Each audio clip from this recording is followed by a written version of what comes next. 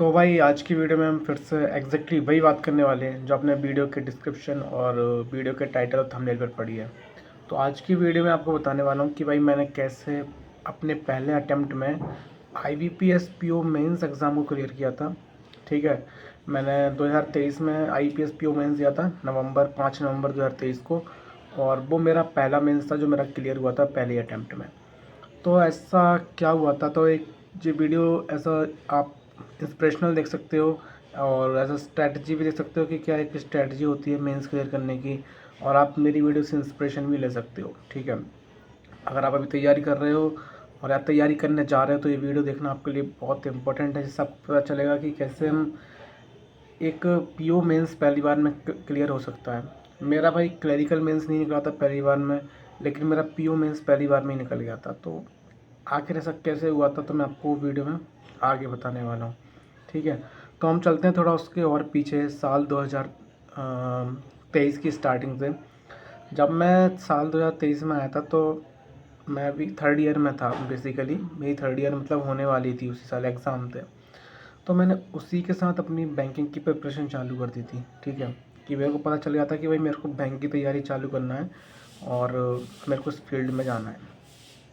तो भाई जनरली सब वही होता है, अपन सिलेबस वगैरह पढ़ते हैं, सब करते हैं। ठीक है, लेकिन मेरे को एक चीज़ रियलाइज़ हो चुकी थी, एक चीज़ पता चल चुकी थी स्टार्टिंग में ही कि एग्ज़ाम जो आपका क्लियर होगा वो आपका प्री मेंस निकालने के बाद ही क्लियर होगा।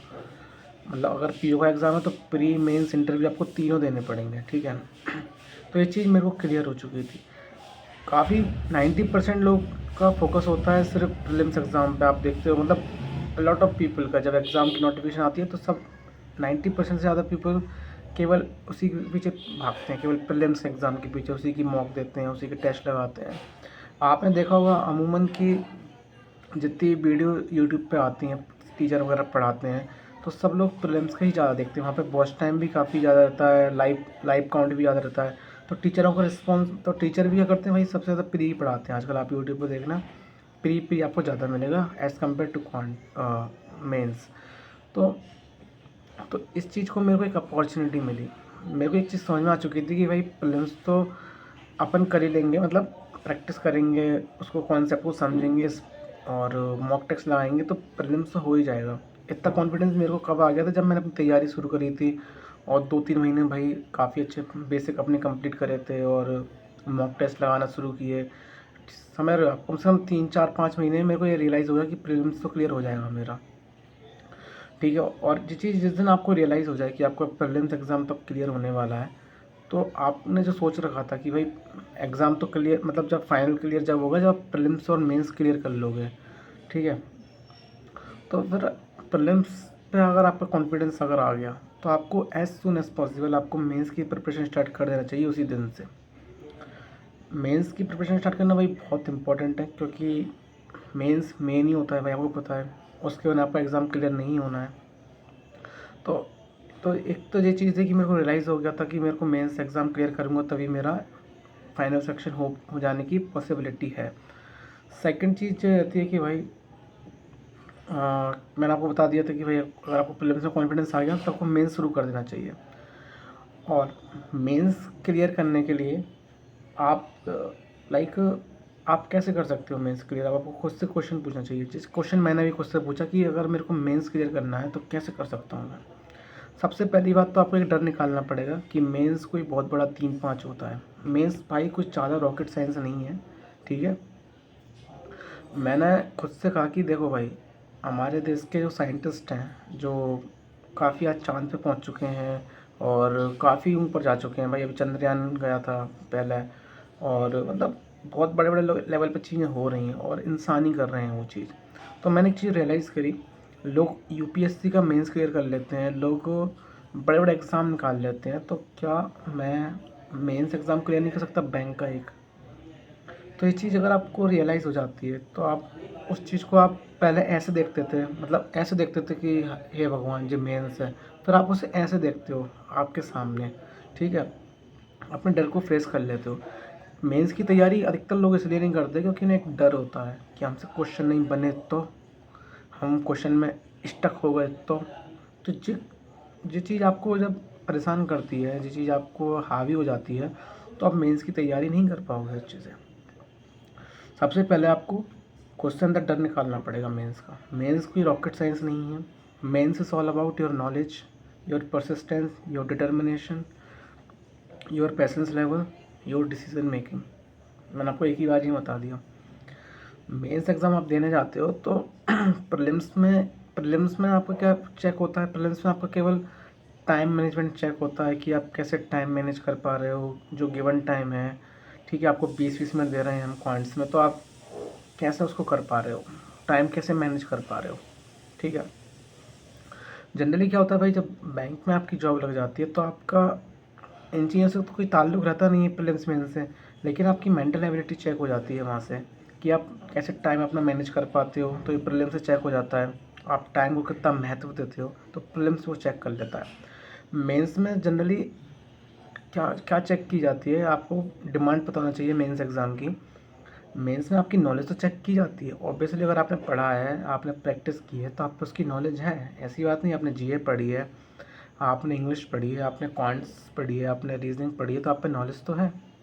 लेकिन मेंस में जाके और चीज़ें भी चेक की जाती हैं, लाइक आपकी डिसीजन मेकिंग एबिलिटी कैसी है मेंस में, आप कैसे डिसीजन ले पाते हो। एक क्वेश्चन में अगर आप स्टक कर गए तो उसे छोड़ के आप कैसे दूसरे पर जंप कर पाते हो। मेंस में इम्पोर्टेंट मतलब नहीं होता कि आप कौन से क्वेश्चन कर रहे हो, मेंस में सबसे ज़्यादा इम्पोर्टेंट होता है कौन से क्वेश्चन आप छोड़ रहे हो, बहुत इंपॉर्टेंट है। जब आप वो कुछ छोड़ पाओगे तभी आप कुछ और अचीव कर पाओगे, समझ रहे हो। तो सिंपल सा फॉर्मूला एग्ज़ाम में भी लागू होता है। तो आप जब मेंस की तैयारी कर रहे हो, पहले तो आपको तैयारी स्टार्टिंग से स्टार्ट कर देना, जब आप तक प्रीलिम्स पे आपका कॉन्फिडेंस आ जाए। ठीक है, जब आप तैयारी स्टार्ट कर दोगे तो आपको मेंस कुछ नहीं भाई, डेली जैसे प्रीलिम्स का पढ़ लेते वैसे ही नॉर्मल आपको डेली पढ़ना है। उसकी आपको डिमांड समझनी है, मेंस एग्ज़ाम की डिमांड मैंने आपको बता दी। आपकी नॉलेज तो है, लेकिन आपका पेशेंस लेवल भी चेक होता है मेंस में, आपका डिसीजन मेकिंग चेक होता है मेंस में, और आपकी तमाम चीज़ें आपकी चेक होती हैं मेंस में। ठीक है, अकेली नॉलेज चेक नहीं होती, आपका पेशेंस लेवल, डिटर्मिनेशन, आप कितना डिटर्मिनेंट थे उस चीज़ को लेके, और कितना आप उस चीज़ को अचीव करना चाहते थे, तो वो सब चेक होती है मेंस में। ठीक है, जब आप मेंस की तैयारी करने जा रहे हो तो ट्राई करो कि जो प्रीवियस ईयर पेपर्स हैं उनको सॉल्व करना बिल्कुल मत भूलो। प्रीवियस ईयर पेपर सॉल्व जैसे हम प्रीलिम्स में करते हैं, ढूंढ ढूंढ के करते हैं कि कौन सी शिफ्ट में कौन सा पेपर आया, ऐसे आया, तो वो चीज़ आपको मेंस में भी अप्लाई करना पड़ेगा। मैंने SBI PO मेंस का पेपर जो क्वांट्स का हर्षल सर की वीडियो पर चैनल पर डला हुआ है, मैंने उसको ना जाने 3-4 बार सॉल्व कर लिया।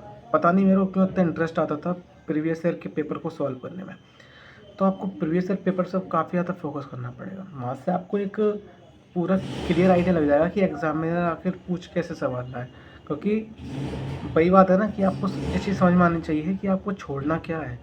मतलब क्वेश्चन की बात कर रहा हूँ मैं, कौन से क्वेश्चन अटैम्प्ट करना है it is different thing, but कौन से क्वेश्चन छोड़ना है इसको आप, ये आर्ट होती है और आपको ये आर्ट सीखनी पड़ेगी। जब आप ये आर्ट सीख लोगे तो आपको पता चल जाएगा कि रिलेवेंट चीज़ें आपके लिए क्या है। ठीक है, मेंस कोई ज़्यादा बड़ी चीज़ नहीं है, आपको पता है। आपको 100% क्वेश्चन अटैम्प्ट करने नहीं होते। अगर आप 40-50% भी अच्छे से एक्यूरेसी करके आते हो, PO मेंस की बात कर रहा हूँ, तो आप ईजिली क्वालिफाई कर सकते हो। तो भाई जैसे मैंने 2023 में RRB PO मेंस भी दिया था, तो वो मेरा एग्ज़ाम नहीं निकला था। तो वहाँ से मेरे को कुछ चीज़ समझ में आई कि मैं क्या गलती कर रहा था। सबसे बड़ी गलती तो मेरी डिसीजन मेकिंग एबिलिटी उस समय ज़्यादा कुछ खास थी नहीं मेंस में। और सेकंड चीज़, मैं जनरल अवेयरनेस को काफ़ी फॉर ग्रांटेड ले रहा था। तो ये 2-3 चीज़ें मेरे को रियलाइज़ हुई थी। तो मेंस एग्ज़ाम क्लियर करने के लिए आपको पता है भाई, आप पे जीए जो चीज़ आपके कंट्रोल में, लाइक जनरल अवेयरनेस, आप ज़्यादा तो कंट्रोल में रहती नहीं है, बट एक सर्टेन लेवल पे आप उसे पढ़ सकते हो अच्छे से, एक अच्छे टीचर को फॉलो कर सकते हो। ठीक है, जैसे मैं आपको एक सजेस्ट करता हूँ, अभिजीत सर से आप पढ़ सकते हो डेली अगर आप चाहो तो जीए पे फोकस करो। और जो चीज़ आपके हाथ में, लाइक डिस्क्रिप्टिव राइटिंग, आप काफ़ी इम्प्रूव कर सकते हो अपना, उसकी प्रैक्टिस करना चालू करो, उसमें से आप नंबर खींच सकते हो। ठीक है, डिस्क्रिप्टिव राइटिंग बहुत इंपॉर्टेंट है भाई। 25 नंबर की आती है, आप चाहो तो उसमें 20 नंबर तक भी ला सकते हो, तो डिपेंड करता है आप पे। हम इंग्लिश को फॉर ग्रांटेड ले लेते हैं एग्ज़ाम में, तो इंग्लिश पे काम करो अच्छे से भाई। जो पीओ मेंस मैंने देखा था कि भाई जो पीओ मेंस में इंग्लिश आई थी ना, कुछ ज़्यादा हार्ड लेवल नहीं था, नॉर्मल सा इंग्लिश थी। अगर किसी की मतलब उसने प्रैक्टिस की है, उसने कॉम्प्रिहेंशन पार्ट पे काम किया है, तो अपनी इंग्लिश अच्छे से कर सकता है। और इंग्लिश कैसे इंप्रूव करे भाई, मैंने इसकी एक वीडियो बना दी है, आप चैनल पे जाके देख लेना, पीछे पड़ी हुई है, ठीक है। और मैंने आपको उसमें बताया भी था कि भाई मेरे नंबर कितने आए थे वीडियो में, ठीक है। तो एक तो ये चीज़ है, तो इंग्लिश इम्पॉर्टेंट है काफ़ी मेंस के लिए, क्योंकि जो आपके हाथ में है आप इसे इम्प्रूव कर सकते हो। डिस्क्रिप्टिव राइटिंग आप इम्प्रूव कर सकते हो, जो आपके हाथ में है। और कभी कभी क्या होता है भाई, रीजनिंग, जैसे रीजनिंग में कभी कभी पजल नहीं बनते पीओ मेंस में जाके, तो आपको ट्राई करना है कि आपको क्रिटिकल रीजनिंग पढ़ो आप, ठीक है। डेटा सफिशिएंसी के क्वेश्चंस आते हैं काफ़ी ज़्यादा, तो आपको इन चीज़ों पर काम करना पड़ेगा। हम सोचते हैं कि हम अगर हम पजल नहीं कर पाएंगे तो कभी हमारा मेंस ही नहीं निकलेगा, तो भाई बहुत झूठी बात है। मेंस आपका निकलेगा, पजल सॉल्व करे बिना भी निकलेगा, क्योंकि मेरे से एक भी पजल नहीं बना था उस समय, जबकि मैंने काफ़ी पजल की प्रैक्टिस की थी। तो सिचुएशन ऐसी आ जाती है, ठीक है।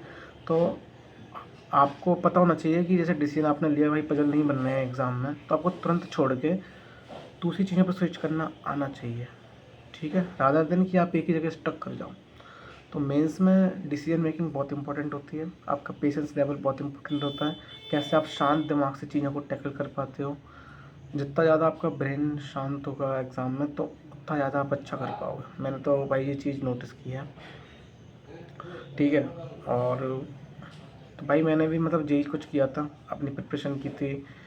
और मैंने कुछ ज़्यादा सुपर लेवल पे चीज़ नहीं की, आपको मैं पहले बता चुका हूँ।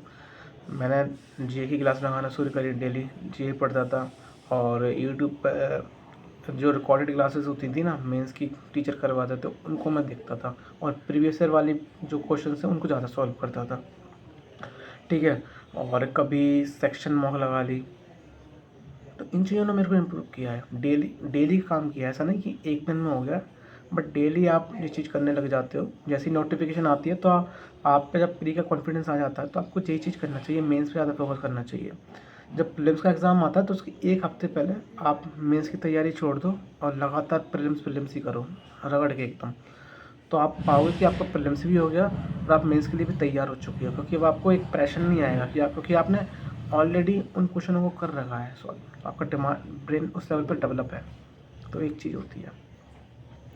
और एक चीज़ मैं आपको शेयर करना चाहता हूँ, एक अल्टरनेटिव अप्रोच होती है। जैसे मैं पढ़ता था, तो एक काफ़ी लोग यहाँ भी फंसते हैं कि हमारा एक क्या टाइम टेबल होना चाहिए मेंस को मैनेज करने का। तो मेंस को जैसे मैं मैनेज कैसे करता था, एक अल्टरनेटिव अप्रोच रहती थी मेरी। जैसे फॉर एग्ज़ाम्पल आज से 1 महीने बाद अगर मेरा मेंस एग्ज़ाम है, तो मैं उसे कैसे टैकल करूँगा। तो मैं कॉम्बिनेशन बना के पढ़ता था, क्योंकि है तो अपन ह्यूमन बीइंग, पूरा दिन तो ऐसा नहीं पढ़ लेंगे 18-18 घंटे, ये तो बस कहने की बात ज़्यादा होती हैं। तो एक हमको क्वालिटी टाइम पढ़ना पड़ता है। मैं क्या करता था, जैसे आज मेरे को क्वांट्स पढ़नी है, प्लस आज मेरे को जीए पढ़नी है और मेरे को इंग्लिश पढ़नी है, बस इतना ही पढ़ना है मेरे को आज। जीए पे मैं उतना ही समय दूंगा, ठीक है। और फिर मैं इंग्लिश और डिस्क्रिप्टिव पे काम करूँगा अपनी, और मैं अपनी क्वांट्स पे काम करूँगा। तो ये मेरा आज का टारगेट रहता था। अब मैं आज रीजनिंग नहीं पढ़ूंगा, मैं रीजनिंग कल पढ़ूंगा, जो कि क्वांट्स को रिप्लेस कर देगी। तो कल मैं रीजनिंग, जीए, इंग्लिश पढ़ूंगा, फिर परसों अगेन क्वांट, इंग्लिश, जीए। तो ऐसा ऐसा मेरा रूटीन चलता था, अल्टरनेटिव मेथड इसे बोलते हैं। तो इसमें आप पाओगे कि आप हर एक सब्जेक्ट पे एक अच्छी तरह से काम कर पा रहे हो, ठीक है। तो ये चीज़ आपको ध्यान रखना है, ठीक है। तो भाई, और मैंने आपको काफ़ी अगेन मैं आपको 5 पॉइंट बता देता हूँ, जो कि मेंस एग्ज़ाम के लिए काफ़ी इंपॉर्टेंट होते हैं। आपकी नॉलेज तो होती है, पेशेंस, आपकी डिसीजन मेकिंग पावर और आपका डिटर्मिनेशन। तो एक चीज़ आपको पता होना बहुत इम्पोर्टेंट है, ठीक है। और बस यही कहना था भाई। तो ऐसे ही मैं से करता चला गया था, तो भाई मेरा मेंस एग्ज़ाम मैंने पाया कि मेरा निकल गया। सिंपल, ज़्यादा कुछ और एक्स्ट्राऑर्डिनरी नहीं किया भाई मैंने खुद, बस जो मैं आपको शेयर कर रहा हूँ, जो आपको अपने एक्सपीरियंस से बता रहा हूँ, तो वही चीज़ें मैंने फॉलो करने की कोशिश की हैं। और ज़रूरी नहीं है कि आप इसका 100% भी फॉलो कर पाओ, हो सकता है आप 80-90% फॉलो करो, बट करो, एटलीस्ट ट्राई करो, ठीक है। जब आप ट्राई करने लग जाते हो तो आपको खुद आपकी स्ट्रेंथ एंड वीकनेसेस समझ में आने लग जाती हैं, ठीक है। और एक चीज़ और याद रखना, कभी मेंस एग्ज़ाम में ट्राई मत करना बिल्कुल नेगेटिव अटेम्प्ट लेने की। जितने क्वेश्चन आ रहे हैं केवल उतने ही करना है आपको। आपको पहले सिलेक्टेड क्वेश्चन छांटने हैं, पहले तो वो हटाने हैं जो नहीं करने हैं, फिर आपको वो करने हैं जो सही में आपसे बन पाएंगे। ठीक है, आपको ढूंढ ढूंढ के करना पड़ेगा। मेंस मतलब आपको डिसीजन लेने पड़ेंगे कि इस क्वेश्चन को करना है, इसको नहीं करना है, इसको क्यों नहीं करना, जैसे सब क्लियर होना चाहिए आपको, क्योंकि ये एग्ज़ाम की डिमांड है। प्लस नेगेटिव अटैम्प्ट बिल्कुल नहीं करने हैं ज़्यादा अटैम्प्ट बढ़ाने के चक्कर में। मेंस इज़ नॉट अबाउट कि आपके ज़्यादा अटैम्प्ट होंगे, मेंस इज़ अबाउट कि आप कितना जो सटीक क्वेश्चन है उनको करके आ रहे हो जितने आपने अटैम्प्ट किए हैं। आपकी एक्यूरेसी आपकी बहुत मैटर करती है मेंस में। ठीक है, तो वही यही था इस वीडियो के बारे में। मेरे को आपका अपना एक्सपीरियंस शेयर करना था मेंस का, कैसे मैंने क्लियर किया था। तो जो मैंने आपको अभी 15 मिनट में जो बताया है, तो वही चीज़ें मैंने फॉलो की थी बस। ठीक है, अगर वीडियो अगर अच्छी लगी हो तो भाई लाइक कर देना, और ऐसी वीडियोस के लिए चैनल को सब्सक्राइब कर लेना, क्योंकि मैं आपको ऐसी वीडियो में गाइड करता रहूँगा। ठीक है, आपके एग्ज़ाम के लिए। तो तब तक के लिए भाई बहुत बहुत थैंक यू। मिलता हूँ आपसे नई वीडियो में।